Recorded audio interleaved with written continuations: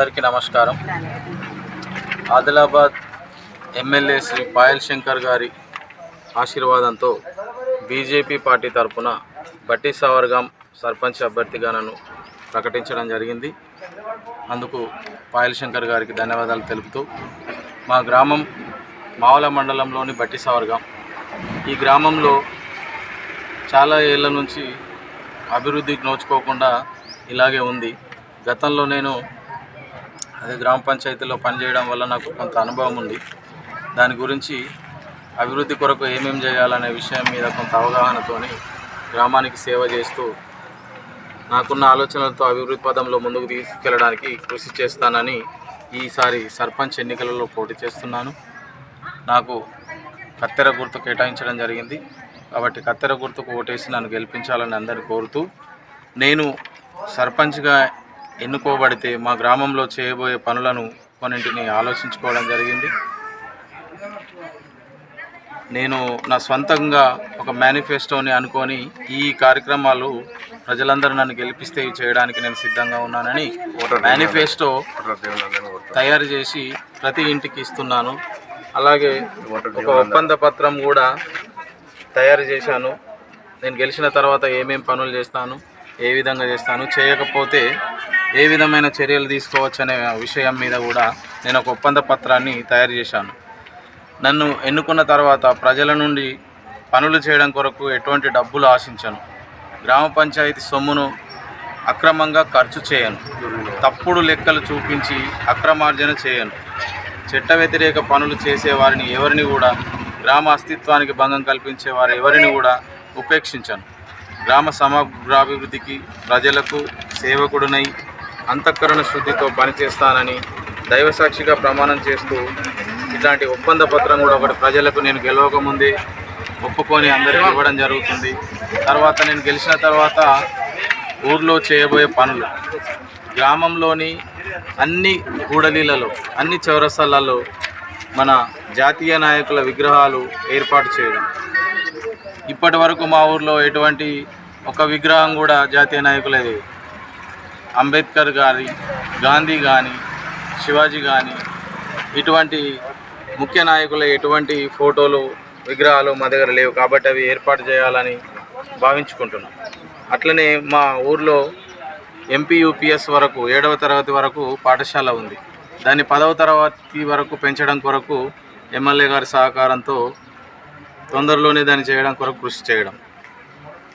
అదేవిధంగా గ్రామంలో పండుగలు కానీ, టెంపుల్స్ డెవలప్మెంట్ చేయడం కొరకు కానీ మా దగ్గర ఎటువంటి ఆదాయం లేదు. దాని కొరకు ఎమ్మెల్యే, ఎంపీ గారులని స్పెషల్ డెవలప్మెంట్ కింద కొంత డబ్బుని తీసుకొచ్చి ఒక నిధి ఏర్పాటు చేసి దాని ద్వారా ఊర్లో పండుగలు జరిగేటట్టుగా కేటాయించుకోవడం కొరకు కృషి చేయడం. అట్లనే అందరూ అమ్మలక్కల ఇంటికాడ తాగునీటి ట్యాంకుల దగ్గర బట్టలు ఉతుకుతున్నారు. మాకు దగ్గర పరిసర ప్రాంతాల్లో వాగులు అట్లాంటివి ఏం లేకపోవడం వల్ల తాగునీటి ట్యాంకుల పైన బట్టలు ఉతుకుతున్నాం. కాబట్టి దాని నివారణ కొరకు ఎక్కడెక్కడ అవసరం ఉన్నది, ఎక్కడ ఖాళీ ప్రదేశాలను గుర్తించి దోబిఘాట్లు నిర్మాణం చేయడానికి కొరకు మేము కృషి చేస్తాం. మళ్ళీ పశు సంపద మా దగ్గర మొత్తం ఊర్లో పాల వ్యాపారం ఎక్కువ జరుగుతుంది. అందరూ ఇంటింటికి బర్రెలు ఉన్నాయి. దాంతో పాలు తీసుకుపోయి ఆదిలాబాద్లో రోజు వెళ్ళి అమ్మి దాంతో పోషణ చేసేవాళ్ళు ప్రజలు ఎక్కువ ఉన్నారు. కాబట్టి వాళ్ళ కొరకు, ఆ పశువుల కొరకు ఆ పాల వృత్తి చేసే వారికి సహకరించుకుంటూ పశువులకు నీళ్లు తాగడానికి తొట్టిలు గ్రామంలో అవుట్ సైడ్లో నీటి తొట్టెలు ఏర్పాటు చేయడం గురించి, మళ్ళీ అట్లనే గ్రామంలో ఒక గోశాల ఏర్పాటు చేయాలనుకుంటున్నాం. హనుమాన్ మందిర్కి సంబంధించినటువంటి ఆవులు మా దగ్గర కొన్నేళ్ల నుంచి హనుమాన్ టెంపుల్ పైన ఆవులు దేవుడికని మొక్కుకొని ప్రజలు వదిలేస్తారు. అవి చాలా మంచిగా దేవుడిలాగా వీటిని పెంచుకుంటాము. వీటికి అన్నం పెట్టి మేత పెట్టి అందరు పెంచుకుంటారు. తర్వాత అనివార్య కారణాల వల్ల పంట నష్టమవుతున్నది వీటితోనని చెప్పేసి అమ్మేయడం జరుగుతున్నది. అన్ని రోజులు దేవుడిలాగా పూజించిన వాటిని అమ్మేయడం అనేది నాకు నచ్చలేదు, బాధ అనిపించింది. కాబట్టి ప్రత్యేకంగా ఒక స్థలం తీసుకొని ఎమ్మెల్యే గారి సహకారంతో అక్కడ గోశాల ఏర్పాటు చేసి గ్రామంలో ఉన్నటువంటి ఆవులన్నింటినీ అక్కడనే ఉంచి పోషణ చేసుకోవడం గురించి ఏర్పాటు చేయడం. అట్లనే ఎస్సీ ఎస్టీ బీసీ తర్వాత రెడ్డి కులస్తులు మా దగ్గర ఇన్ని కుటుంబాలు ఉన్నాయి. వీళ్ళందరికీ కూడా కమ్యూనిటీ పరంగా ఒక కమ్యూనిటీ హాల్స్ వారి వారి కులాలకు సంబంధించిన కమ్యూనిటీ హాల్స్ ఏర్పాటు చేయాలనుకుంటున్నాం. ఎందుకంటే వాళ్ళ ఫంక్షన్లు జరిగిన ఏదన్నా వాళ్ళ కులానికి సంబంధించిన ఏమైనా చిన్న చిన్న పనులు ఉన్నా కూడా అక్కడ కమ్యూనిటీ హాల్లో సమావేశాలు పెట్టుకోవడానికి కానీ ఫంక్షన్లు చేసుకోవడానికి కానీ ఉపయోగపడతాయి. దీనికి కమ్యూనిటీ హాల్స్ కొరకు మాకు ఎమ్మెల్యే గారు చెప్పడం జరిగింది. ఇటువంటి కమ్యూనిటీ హాల్స్ నిర్మాణం కొరకు మేము ఫండ్స్ ఇస్తాం, మీరు స్థలం చూసుకోండి అని చెప్పడం జరిగింది. కాబట్టి స్థల సేకరణ కొరకు ఎమ్మెల్యే గారి చొరవతోనే ప్రభుత్వంలో ఏదైనా స్థలం ఉంటే దాన్ని తీసుకోవడం కొరకు కృషి చేయడం. అట్లనే మా ఊర్లో బందెలతోటి గత 30 సంవత్సరాల క్రితం బందెలతోటి నిర్మాణం చేస్తున్నారు. దానికి పైకప్పు లేదు. అక్కడ పశువులు వేస్తే దాంట్లో తాగడానికి నీటి సౌకర్యం లేదు పశువులకు. పాపం అక్కడ బందెలతోటి లేచిన పశువులు ఎండాకాలం అయితే ఎండలో, వానాకాలం వర్షంలో కూడా అట్లనే ఉంటున్నాయి. కాబట్టి దానికి కొంత నవీకరించి దానికి టీన్ షెడ్ ఏర్పాటు చేసి అక్కడ తాగునీటి తొట్టెల వీటికి పశువుల కొరకు ఏర్పాటు చేయడం కొరకు, తర్వాత పాల ఉత్పత్తి ఎక్కువ ఉన్నది కాబట్టి ఇక్కడున్న పశువులకు ఏదైనా రోగాలు వస్తే అక్కడికి ఇవి తీసుకెళ్ళి ఇంజెక్షన్ వేయడం కొరకు అక్కడ అన్ని ఏర్పాట్లు చేయడం కొరకు కృషి చేయడం. అత్యవసర పరిస్థితులలో ఏదైనా ప్రమాదాలు జరిగినప్పుడు వెంటనే వాళ్ళని హాస్పిటల్కి తీసుకోవడం కొరకని ప్రత్యేకించి ఒక అంబులెన్స్ ఏర్పాటు చేయడం కొరకు కృషి చేస్తున్నాము. తొందరలోనే మేము గెలిచిన వెంటనే అంబులెన్స్ కూడా ఏర్పాటు చేసుకుంటాం గ్రామం తరఫున. శ్మశాన వాటికలో అక్కడ ఎవరైనా చనిపోయినప్పుడు మేము అక్కడికి వెళ్తే అక్కడ స్నానాలు చేయడానికి నీటి వసతి లేదు, అక్కడ విద్యుత్ లైన్ కూడా లేదు. కాబట్టి ఆ విద్యుత్ లైన్ ఏర్పాటు చేసుకొని ఒక మోటార్ బోర్ వేసేసి అక్కడ తాగడానికి, తర్వాత స్నానాలకి బాత్రూమ్లు గదులు నిర్మాణం చేసుకొని అంత్యక్రియలు జరిగిన వెంటనే అక్కడనే స్నానాలు చేసి ఇంటికి వచ్చే విధంగా ఏర్పాటు చేయడం కొరకు ప్రయత్నం చేస్తున్నాం. తర్వాత దాదాపు 1-2 కిలోమీటర్ల దూరంలో ఊరు నుంచి శ్మశాన వాటిక ఉన్నది. ఎవరైనా చనిపోయినప్పుడు తీసుకెళ్ళడానికి కొంచెం పెద్ద మనుషులు ఉంటున్నారు, ఏదో ఇబ్బందుల కారణంగా పాప నడవలేని వాళ్ళు ఉన్నారు ఆరోగ్యపరంగా. అటువంటి వాళ్ళను తీసుకుపోయేటప్పుడు ఇబ్బంది అవుతుంది కాబట్టి ఒక వైకుంఠ రథము పర్సనల్గా మేము చేయాలని నిశ్చయించుకున్నాం. తర్వాత మా దగ్గర నిరుద్యోగ యువతలు ఉన్నారు, దివ్యాంగులు ఉన్నారు. మా దగ్గర ఒక 20-30 మంది వరకు దివ్యాంగులు ఉన్నారు. తర్వాత వితంతువులు, భర్త చనిపోయి ఉన్నటువంటి వాళ్ళు ఉన్నారు. వీళ్ళందరి కోసం వాళ్లకు ఉపాధి కల్పించడం కొరకు ఏదైనా చిన్న తరహా పరిశ్రమలు ఏర్పాటు చేసి ప్రత్యేక శ్రద్ధ తీసుకొని వాళ్లకు ఉపాధి కలిగించే విధంగా ప్రయత్నం చేయడం. మళ్ళీ పేద విద్యార్థులు ఎవరైనా ఉన్నారు, మంచిగా చదువుతున్నారు, వాళ్ళు పైకి ఇంకా వెళ్ళి చదవాలనుకుంటున్నారా, అటువంటి వాళ్లకు ప్రోత్సాహక నిధిగా ఏర్పాటు ఒకటి చేయాలనుకుంటున్నాం. మళ్ళీ గ్రామంలో ఒక అధునాతమైన కంప్యూటర్తో కూడినటువంటి గ్రంథాలయం ఏర్పాటు చేయడం కొరకు కృషి చేస్తాం. గ్రామంలో హనుమాన్ మందిర్ దగ్గర లేకపోతే ఇక్కడ చికెన్ టేల దగ్గర ఆగుతారు బస్ కొరకు కానీ ఆటో కొరకు కానీ. అట్లా కాకుండా ఒక ప్రత్యేకమైన స్థలం దగ్గర ఒక చిన్న షెడ్ వేసి బస్ స్టాండ్ ఏర్పాటు చేయడం కొరకు చూస్తున్నాం. బస్ వచ్చినప్పుడు అక్కడ ఉంటారు, రిక్వెస్ట్ స్టాప్ అక్కడ పెడితే అక్కడనే ఒక చోట ఉంటారు కాబట్టి అక్కడ ఒక షెడ్ వేసేసి బస్ స్టాండ్ ఏర్పాటు చేయాలనుకుంటున్నాం. అలా చెత్త తీసుకోవడానికి గ్రామ పంచాయతీ నుండి లేబర్స్ ట్రాక్టర్ తీసుకొని వస్తున్నారు, ఇంటింటికి సేకరించుకొని పోతున్నారు. ఆ ట్రాక్టర్ కూడా ట్రావెలింగ్ డీజిల్ ఖర్చు అయిపోతుంది, గల్లీలలో ట్రాక్టర్ తిరగడం కూడా ఇబ్బంది అవుతుంది. కాబట్టి అక్కడక్కడ కాలనీలో చౌరస్తలలో ఒక పెద్ద పెద్ద చెత్త కుండీలు ఏర్పాటు చేస్తే దగ్గరున్న ఇంట్లో వాళ్ళందరూ అక్కడ వేసేస్తారు. అక్కడ నుంచి వచ్చి గ్రామ పంచాయతీ లేబర్ తీసుకుపోతారు. ప్రతి ఇంటికి ట్రాక్టర్ గల్లీకి తిరగాల్సిన అవసరం లేదు. వాళ్ళ దగ్గర అందుబాటులో ఉన్న దగ్గర చెత్త కుండీలు ఏర్పాటు చేస్తే లేబర్స్ వచ్చి తీసుకుపోతారు. రోజు పొద్దున కాకుండా ఎక్కడ ఎప్పుడు మన ఇంటికాడ ఏదైనా ఫంక్షన్ జరిగింది, చిన్న ఏదైనా ఉన్నది, అది తీసుకుపోయి వెంటనేంటాలు చెత్త కుండీలు వేసేస్తారు. మళ్ళీ మార్నింగ్ వచ్చేసి లేబర్లు తీసుకుపోతారు. కాబట్టి ఆ చెత్త కుండీలు ఏర్పాటు చేయాలనుకుంటున్నాం. బోనాలు వేసినప్పుడు కట్టమైసమ్మ, తర్వాత ఇక్కడ కట్టపోషమ్మ అని ఒకటి మా దగ్గర గుడి ఉంది. దానికి బోనం వేయడానికి పోయడానికి తోవలేదు.